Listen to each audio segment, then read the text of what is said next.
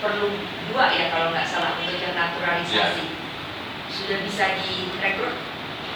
Jadi soal pemain, kita ini bukannya tidak mau langsung. Kita ini kan lihat federasi kita PSSI ini kan litban juga. Ya. Ini ada wacana liga tanpa degradasi. Ya. Kalau liga tanpa degradasi, yang diuntungkan adalah Liga 2.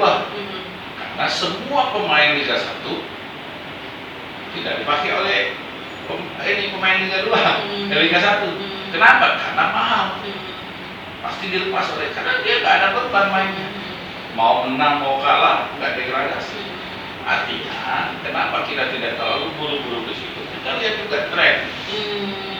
Kalau kita ambil pemain ini nanti kan, sedangkan pemain itu nanti semua akan turun semua ke Liga 2. Artinya kita bukan tidak mau untuk naturalisasi segera datang, kita nunggu tren.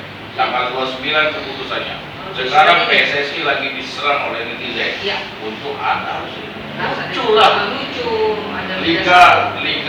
liga tanpa degradasi, tidak ada kompetisinya. Lihatlah sekarang pemain-pemain dipinjemin di sini ya.